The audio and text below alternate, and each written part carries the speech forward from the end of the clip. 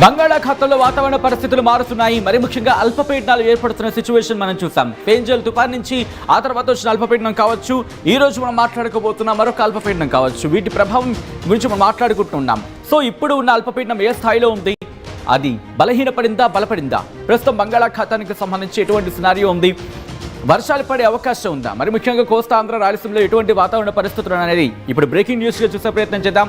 Here it is on the screens of RTV. Breaking news కింద చూస్తున్నారు. ఏపీకి మరో 2 రోజులు భారీ వర్ష సూచన జారీ చేసింది అంటూ వాతావరణ శాఖకు సంబంధించిన బ్రేకింగ్ న్యూస్ చూస్తున్నారు.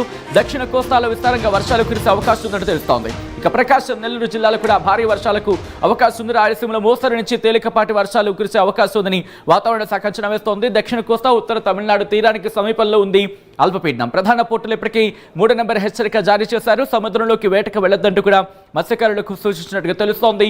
మరో 2 రోజులు వానలు కురిసే అవకాశం ఉంది. ఏపీకి మరో 2 రోజులు భారీ వర్ష సూచన జారీ చేస్తుంది వాతావరణ శాఖ. దక్షిణ కోస్తాలో విస్తారంగా వర్షాలు కురిసే అవకాశం ఉంది. ప్రకాశం, నెల్లూరు జిల్లాలో భారీ వర్షాలకు ఛాన్స్ ఉందంటూ కూడా అంచనాలు అయితే ఉన్నాయి.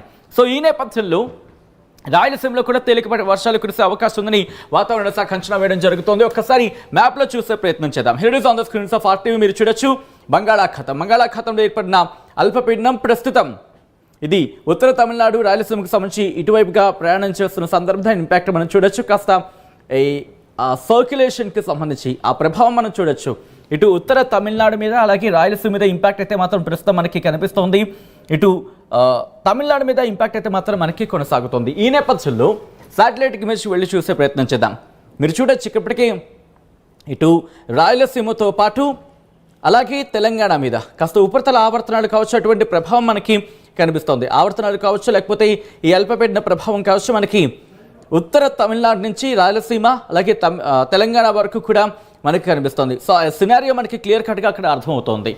సో ఈ నేపథ్యంలోనే కొన్ని చోట్ల భారీ వర్షాలు కురిసే అవకాశం ఉంది, కొన్ని చోట్ల తేలికపాటి నుంచి మోస్తరు వర్షాలు కురిసే అవకాశం ఉంది, మరి కొన్ని చోట్ల ఆకాశం మేఘావృతమే అవకాశం ఉంది, ఇంకొన్ని చోట్ల పాక్షికంగా ఆకాశం మేఘావృతమే ఉంది, మరికొన్ని చోట్ల చిరుజల్లులు కురిసే అవకాశం కనిపిస్తోంది, ఇంకొన్ని చోట్ల తేలికపాటి నుంచి మోస్తరు వర్షాలు కురిసే అవకాశం ఉంది. ఈ నేపథ్యంలో భారత వాతావరణ శాఖ అమరావతి కేంద్రంగా ఎటువంటి అలర్ట్స్ ఇస్తుందో ఒకసారి చూసే ప్రయత్నం చేద్దాం. ఇక్కడ మీరు గమనిస్తే కనుక ఆంధ్రప్రదేశ్కి సంబంధించి శ్రీకాకుళం నుంచి మొదలు పెడితే శ్రీకాకుళానికి ఇక్కడ లైట్ టు మోడరేట్ రెయిన్ అని చెబుతున్నాయి, లైక్లీ అని చెబుతుంది. అంటే తేలికపాటి నుంచి మోస్తరు వర్షాలు కురిసే అవకాశం ఉంది. శ్రీకాకుళం, పార్వతీపురం మన్యం, విజయనగరం, విశాఖపట్నం, అలాగే అల్లూరి సీతారామరాజు డిస్ట్రిక్ట్, దాంతోపాటు అనకాపల్లి, కాకినాడ, ఈస్ట్ గోదావరి, యానాం, అంబేద్కర్ కోనసీమ, ఏలూరు, వెస్ట్ గోదావరితో పాటు అక్కడ వరకు చూసుకుంటే ఏలూరు, వెస్ట్ గోదావరి వరకు చూసుకుంటే కనుక అటువంటి సినారియో ఉంది. దాంతోపాటు దక్షిణ కోస్తా ఆంధ్రకు సంబంధించి మరో 3 రోజుల పాటు వర్ష సూచన జారీ చేసిన పరిస్థితి. తేలికపాటి నుంచి మోస్తరు వర్షాలు కురుస్తాయంటూ చెబుతోంది ఎన్టీఆర్ డిస్ట్రిక్ట్, అలాగే కృష్ణా, పల్నాడు, గుంటూరు, బాపట్ల, ప్రకాశం, నెల్లూరు, కర్నూలు, నంద్యాల, అనంతపురం, శ్రీ సత్యసాయి డిస్ట్రిక్ట్, వైఎస్ఆర్ డిస్ట్రిక్ట్, అన్నమయ్య, తిరుపతి, చిత్తూరు ఈ జిల్లాలకు సంబంధించి గ్రీన్ అలర్ట్ని జారీ చేస్తున్నాయి. లైట్ టు మోడరేట్ రెయిన్ అంటే తేలికపాటి నుంచి మోస్తరు వర్షాలు కురిసే అవకాశం ఉందని భారత వాతావరణ శాఖ అంచనా వేయడం జరుగుతోంది. ఐసోలేటెడ్ అంటూ కూడా ఇక్కడ కోట్ చేస్తున్న పరిస్థితి. ఐసోలేటెడ్ అంటే కొన్ని ప్రాంతాల్లో, అన్ని ప్రాంతాల్లో ఉండొచ్చు, అన్ని ప్రాంతాలు ఉండకపోవచ్చు, కానీ కొన్ని ప్రాంతాలు మాత్రం తేలికపాటి నుంచి మోస్తరు వర్షాలు కురిసే అవకాశం ఉంది.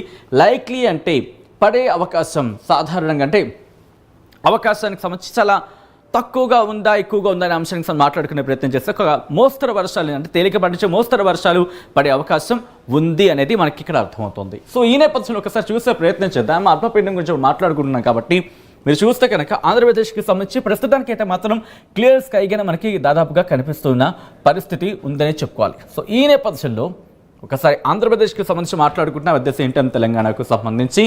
సో ఒకసారి ప్లే చేస్తున్నాం, చూద్దాం రాబోయే 2 రోజులు ఎటువంటి వాతావరణ పరిస్థితులు ఉండబోతున్నాయి అనేది. కాస్త బలమైన గాలులు అయితే మాత్రం ఇక్కడ కనిపిస్తున్నాయి కోస్తా తీరంలో, కాబట్టి ఆ గాలుల ప్రభావం అయితే మనకు కనిపిస్తోంది. కానీ ఆ తర్వాత 2 రోజులు బహుశా మరొక అల్పపీడన ప్రభావం అయితే ఎందుకు కనిపిస్తుంది. బహుశా రేపటికి డెవలప్మెంట్ వచ్చే అవకాశం ఉందనుకోవాలి. ఒక అల్పపీడన ఎఫెక్ట్ అయితే కనిపిస్తోంది. బహుశా రేపటికల్లా దీనికి సంబంధించి క్లారిటీ వచ్చే అవకాశం ఉంది. ఇది మరొక అల్పపీడన కింద భావించవచ్చు, ఎందుకంటే ఇదిగో ఇంపాక్ట్ చూస్తే కనుక అలాగే కనిపిస్తోంది. ఇదిగో మీరు గమనిస్తే ఓకే మన టచ్ చేయకుండా వెళ్ళిపోతుంది దాదాపుగా.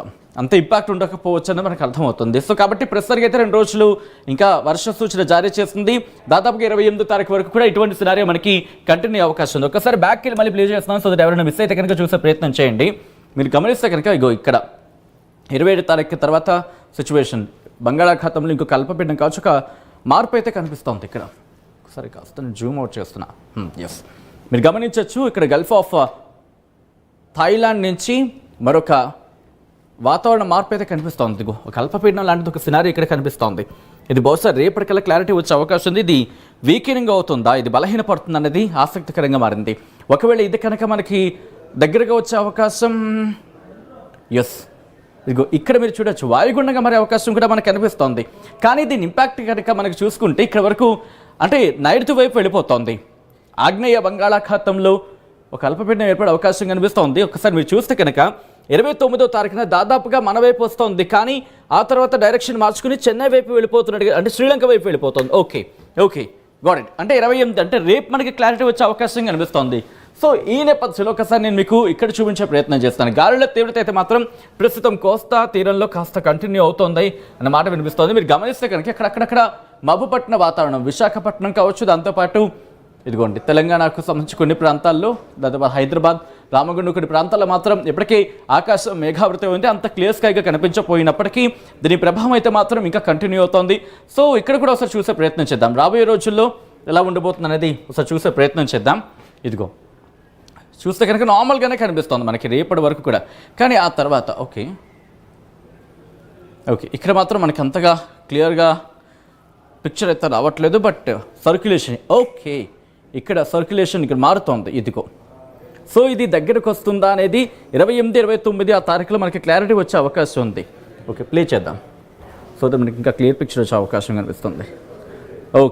బ్యాంక్ ఆఫ్ థాయిలాండ్ నుంచి ఇక్కడ బ్యాంక్ ఆఫ్ థాయిలాండ్ నుంచి మనకి సిచ్యువేషన్ మారబోతుందా అనేది బిగ్గెస్ట్ క్వశ్చన్ మార్క్. ఇక్కడ మీరు గమనిస్తే ఇక్కడ ఉంది దీని కాబట్టి చాలా దగ్గరకు వచ్చే అవకాశం కనిపిస్తుంది. కానీ మనకి బహుశా శ్రీలంకను తాకి తమిళనాడుని తాకొచ్చేమో, కానీ మన వైపు రాకపోవచ్చు. బహుశా సిచ్యువేషన్ చూస్తే అలాగే ఉంది. 30 తారీఖుకి ఈ డైరెక్షన్ మార్చుకుంటుంది. ఆగ్నేయ బంగాళాఖాతంలో ఏర్పడిన అల్పపీడనం ఇది నైరుతి వైపు వెళ్ళిపోయే అవకాశమే కనిపిస్తోంది. ఇక్కడ నైరుతి బంగాళాఖాతంలో కంటిన్యూ అవుతూ శ్రీలంక వైపు వెళ్ళొచ్చేమో, కానీ మనకి ఇంపాక్ట్ ఉండకపోవచ్చు. బహుశా ఉన్న కాస్త చాలా తక్కువగా ఉంటుంది, ఎందుకంటే చాలా దూరంలో ఉన్నాం కాబట్టి అంత ఇంపాక్ట్ ఉండకపోవచ్చు. ఇది కాస్త శ్రీలంకను కూడా తాకడం లేదు, అలా కిందకి వెళ్ళిపోతుంది. హిందూ మహాసముద్రంలో కంటిన్యూ అయ్యే అవకాశం కనిపిస్తోంది. ఆ తర్వాత సో ఇది సినారియో. ఈ నేపథ్యంలో ఇటు తెలంగాణకు భారత వాతావరణ శాఖ ఏం చెబుతుంది అనేది ఒకసారి చూసే ప్రయత్నం చేద్దాం. Here it is on the screens of RTV. మీరు చూడొచ్చు తెలంగాణ రాష్ట్రంలో తేలికపాటి నుంచి ఒక మోస్తరు వర్షాలు అక్కడక్కడ కురిసే అవకాశం ఉందని భారత వాతావరణ శాఖ చెబుతోంది. తెలంగాణ రాష్ట్రంలో రాబోయే 5 రోజుల్లో కొన్ని జిల్లాల్లో అక్కడక్కడ ఉదయం వేళలో పొగమంచు ఏర్పడే అవకాశం ఉంది. రాబోయే 5 రోజుల్లో కనిష్ట ఉష్ణోగ్రతలు సాధారణం కంటే 2 నుంచి 4 డిగ్రీల సెల్సియస్ ఎక్కువగా ఉండే అవకాశం ఉందని భారత వాతావరణ శాఖ అంచనా వేయడం జరుగుతోంది. రేపటి నుంచి నార్మల్గానే ఉండే అవకాశం కనిపిస్తుంది. అంటే రేపు ఉదయం నుంచి అంటే 8 గంటల 30 నిమిషాలు 28వ తారీఖు ఉదయం 8 గంటల 30 నిమిషాలు చూసుకుంటే తెలంగాణలో పొడి వాతావరణం ఉండే అవకాశం ఉందంటే కూడా చెప్తున్న సిచ్యువేషన్. కానీ ఇంట్రెస్టింగ్గా హైదరాబాద్కి సంబంధించి మాత్రం రిపోర్ట్ కాస్త డిఫరెంట్గా ఉంది. ఒకసారి చూసే ప్రయత్నం చేద్దాం.